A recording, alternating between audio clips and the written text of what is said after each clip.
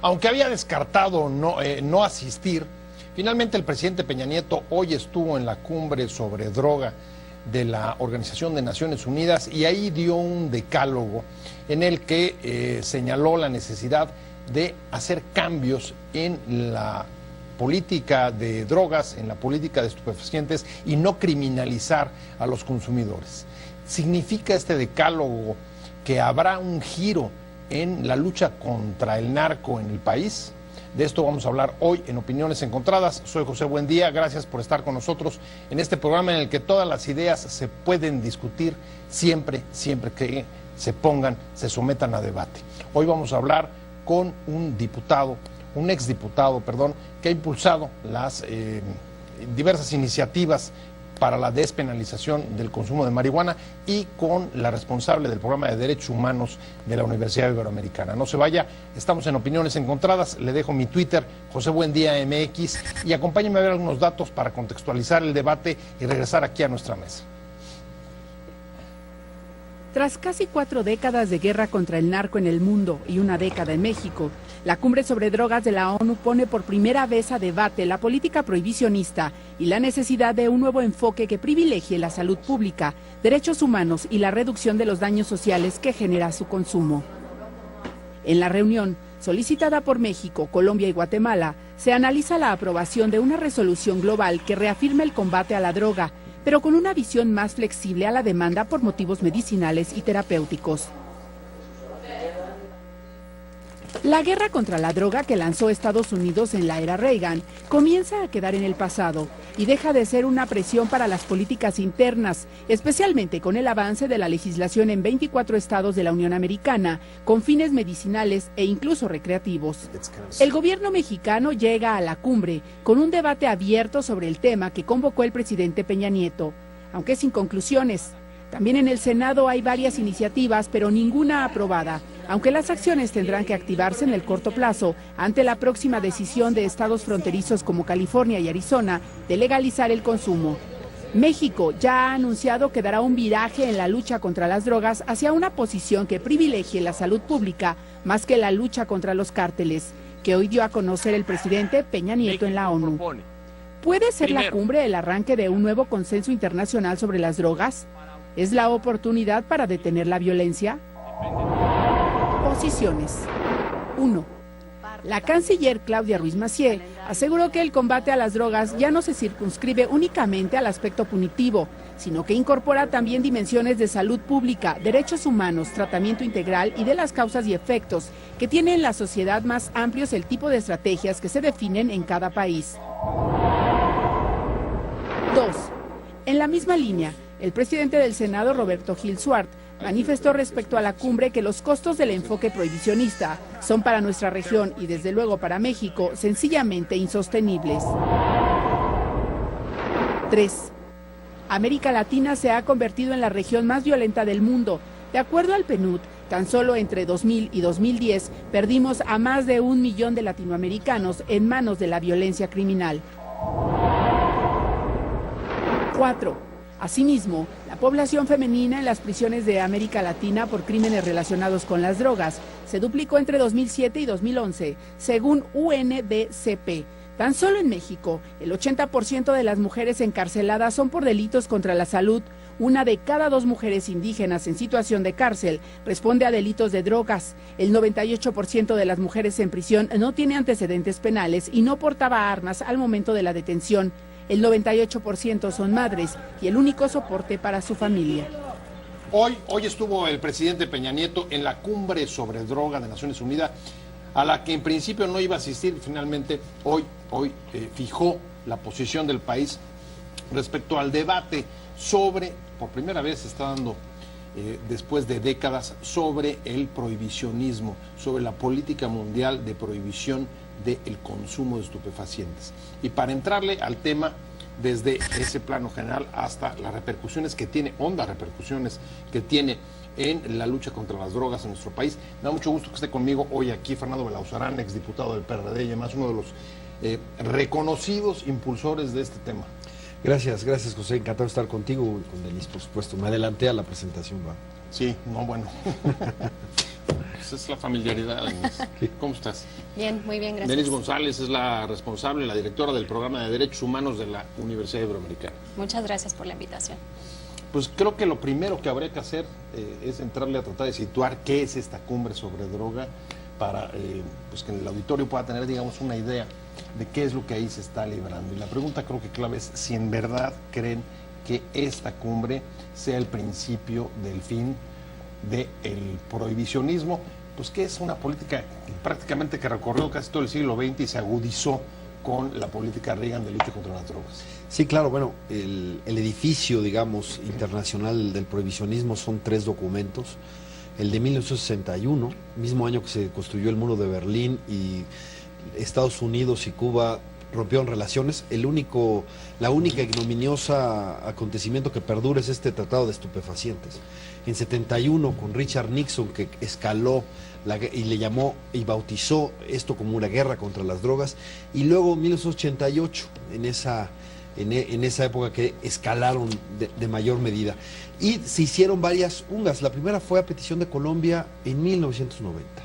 La segunda fue en 1998. Esta tercera se adelantó a petición del gobierno mexicano, del de Guatemala y el de Colombia, que pidieron que se anticipara. Estaba programada para 2019 y quedó para 2016. Y en ese sentido, qué bueno que fue el presidente, qué bueno que dijo mi mamá que siempre sí voy, y fue que la presión de la opinión pública lo llevó a ir. La verdad es que éramos los convocantes o los resultados de la gira por Europa. Claro, pero además, la verdad es que México es el país que más costos ha pagado por la guerra contra las drogas. De alguna manera lo dijo en este discurso, aunque le he escuchado a Osorio Chong en Ciudad Juárez y en Saltillo decir un discurso más crítico, más fuerte, pero con un reformismo light. El presidente se puso del lado del cambio al prohibicionismo, algo que la diplomacia mexicana ya llevaba algún tiempo haciendo.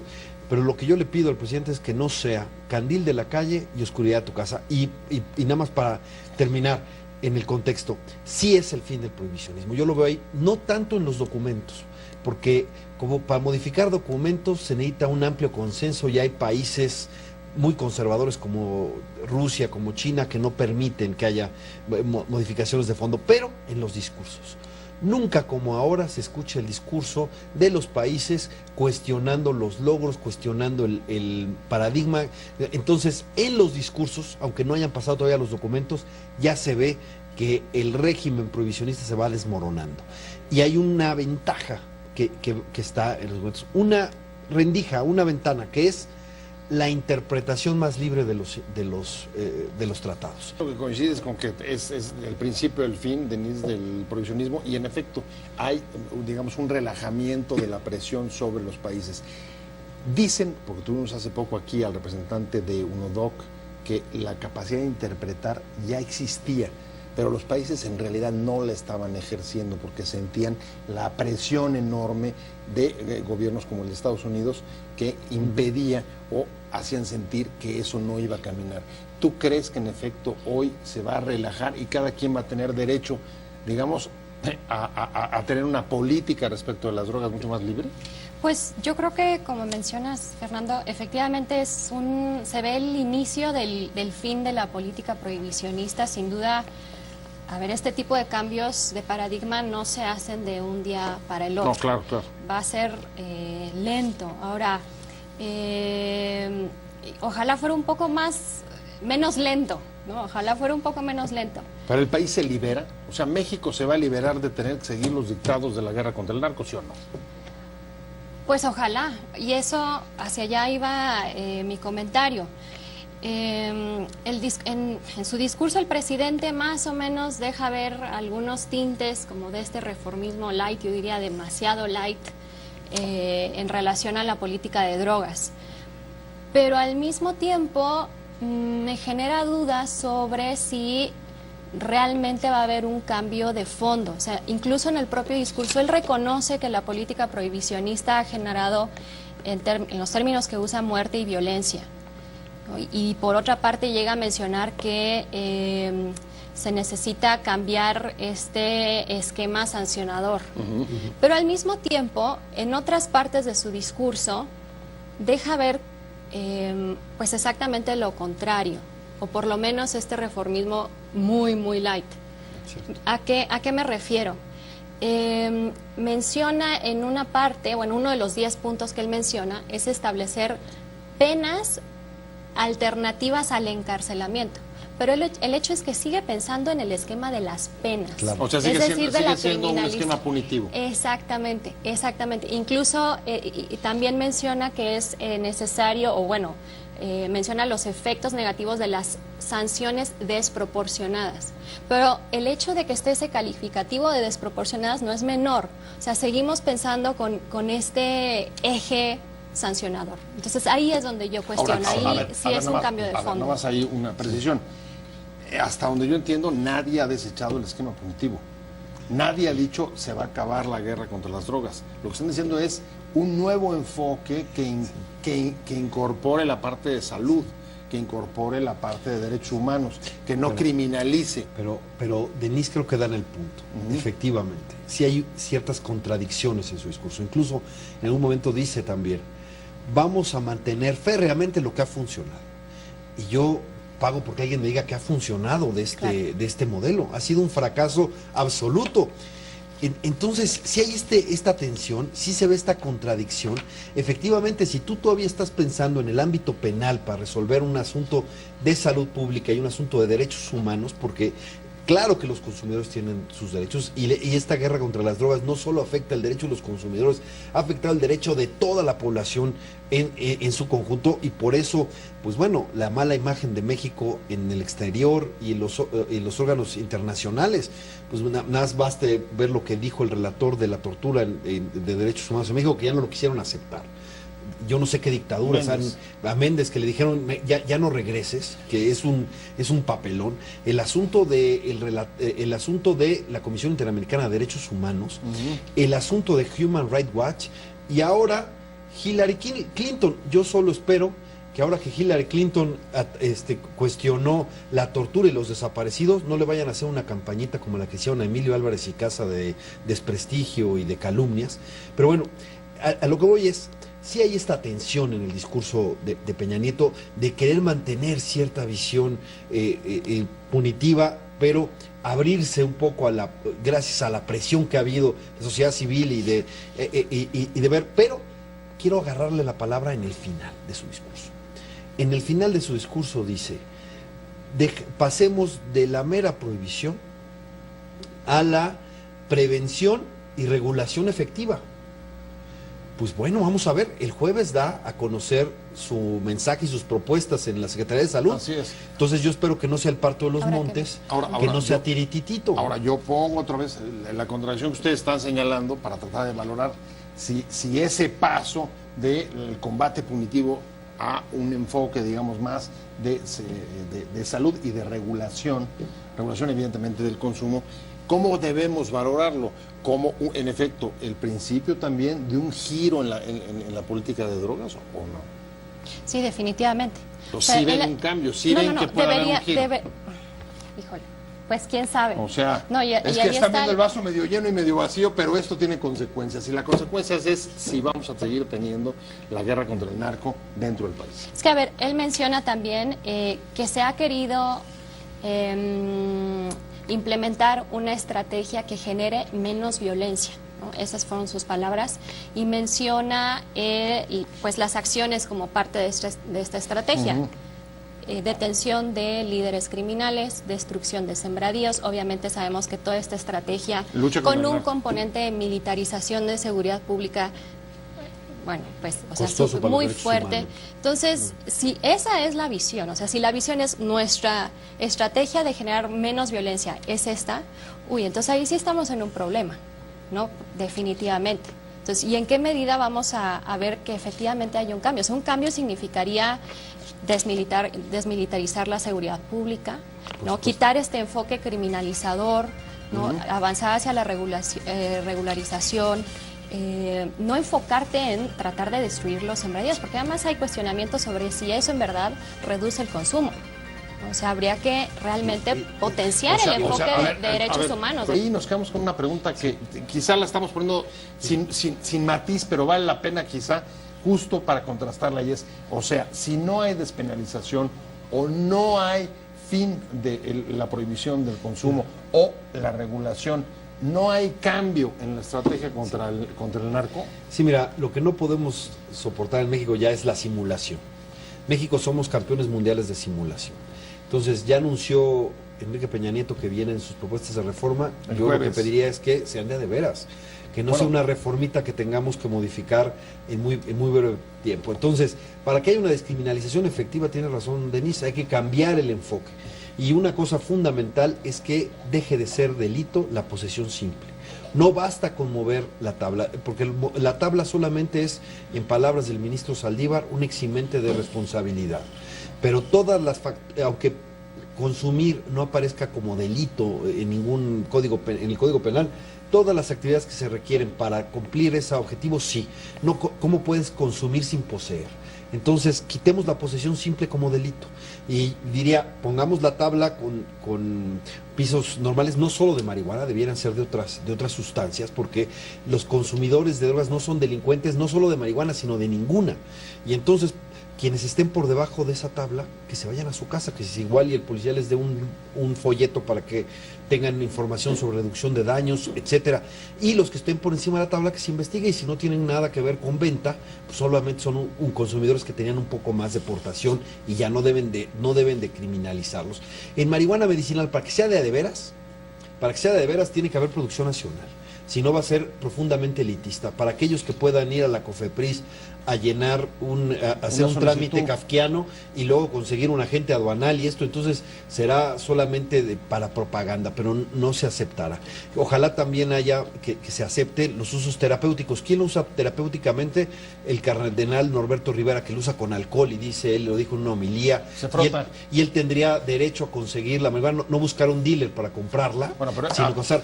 Y por último, en donde se queda corto Peña Nieto, se queda corto como parte del Estado mexicano, un paso atrás de la Suprema Corte de Justicia de la Nación.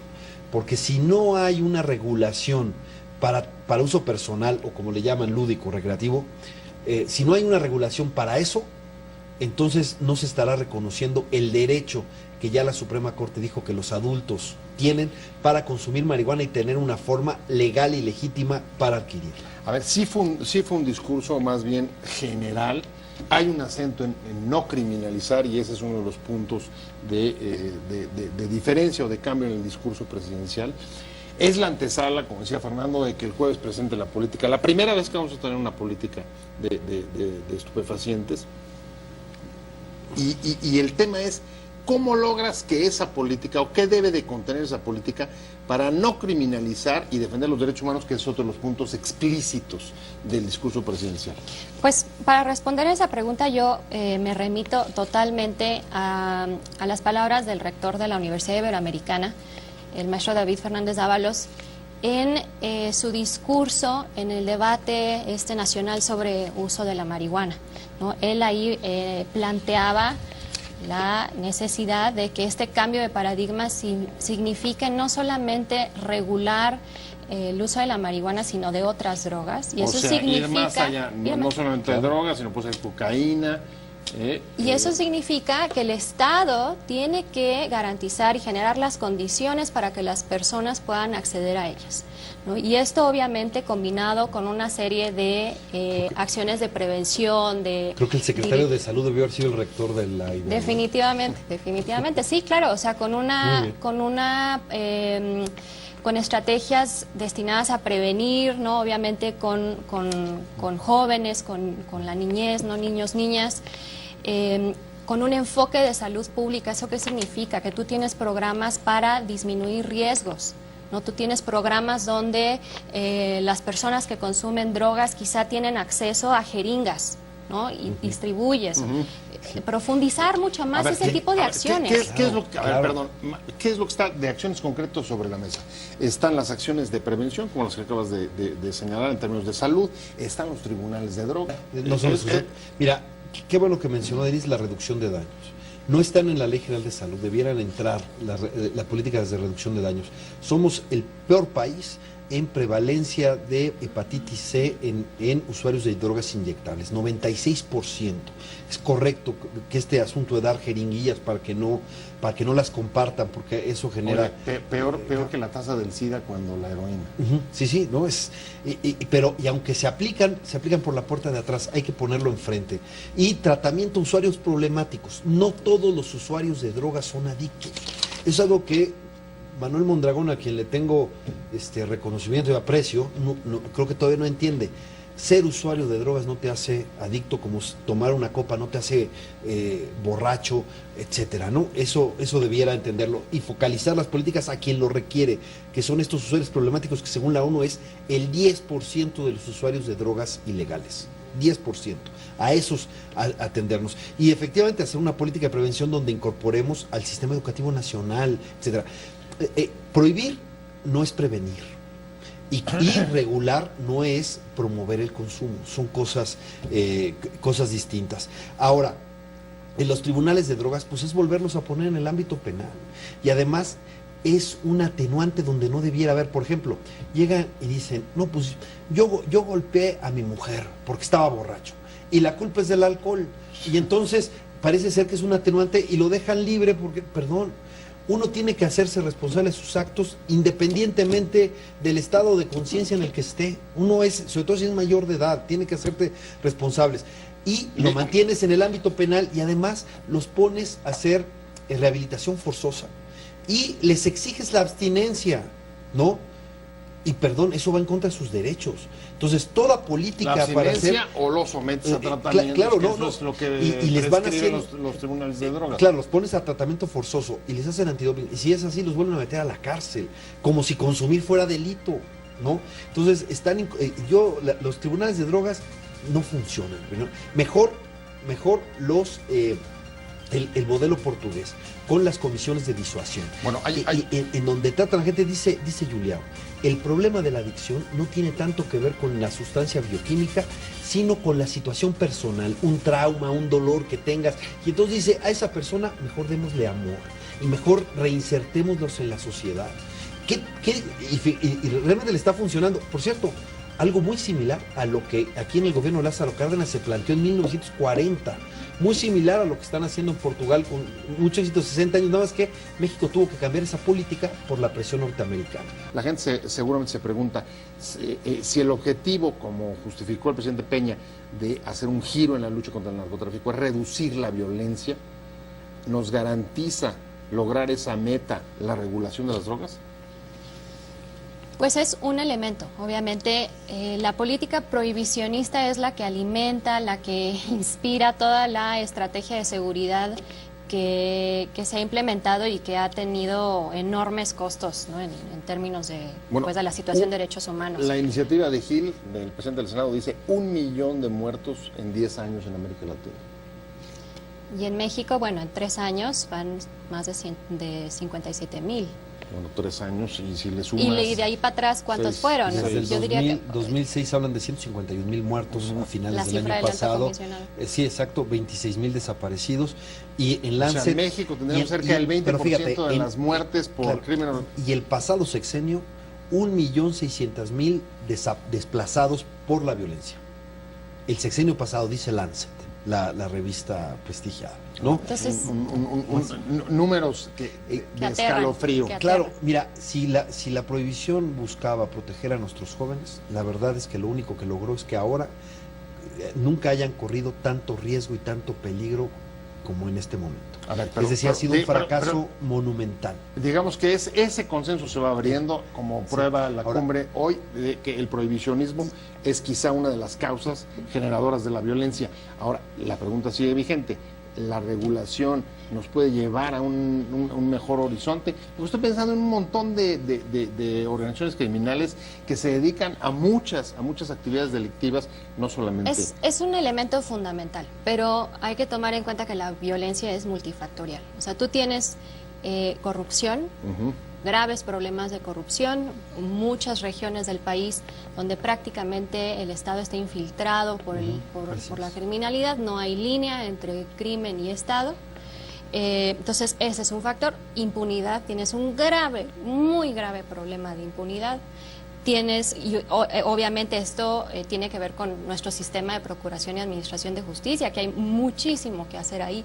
Es decir, hay que atender muchos problemas, y eso sí sería atender de manera integral la situación en la que estamos. Tiene razón, Denise, la verdad. Es condición necesaria, pero no suficiente. Regular drogas y empezar con marihuana va a ayudar. ¿Por qué? Porque son tan fuertes como sus recursos, son tan poderosos como sus recursos. Entonces, lo que tú le quites de su venta legal ayuda. ¿Qué es lo que el resto debilita? Mira, se calculan, desde el 66%, desde el 60% que llegó a decir Barry McCaffrey, hasta pasando a lo que dice el Belisario Domínguez, que es 25%, pasando por lo que llegó a decir el IMCO, 30%, o otros datos que han dado que son entre el 40 y 45% de los recursos que dan, no es un pellizquito, es bastante recurso. Por supuesto, lo que tiene que ir también es hacia el lavado de dinero, hacia la inteligencia financiera, es el punto, pero ninguna rama le da al crimen lo que le da a la venta ilegal de drogas. Pues no, ha habido puros consensos aquí, pero quizá en la última pregunta va a haber discrepancias, me temo. Y es, ¿crees que después de este discurso, o este discurso tenga por efecto que se salga adelante, se destrabe o impulse, como lo quieras llamar, la iniciativa, pues especialmente la que está en el Senado, del presidente del Senado, para regular el consumo con fines terapéuticos? Bueno, la iniciativa que está en el Senado va más para allá. Digamos que es la enchilada completa, por eso yo la apoyo y la suscribo. Es muy consecuente a las que presenté cuando fui diputado, entonces por consecuencia además tuve la oportunidad de participar un poco en su elaboración con el grupo redactor. Esa fue una alianza informal. Ajá, sí, claro, y me parece bien porque además que sea del PAN y que sea el presidente del Senado ayuda, pues, habla de cómo vamos creciendo. Ahora sí que bueno, la pregunta es una crítica en sí mismo eso a la política de Calderón. ¿O qué? Pero la pregunta clave es si Peña Nieto se va a poner a la derecha del PAN, ¿no? Y eso yo quisiera darle el beneficio de la duda.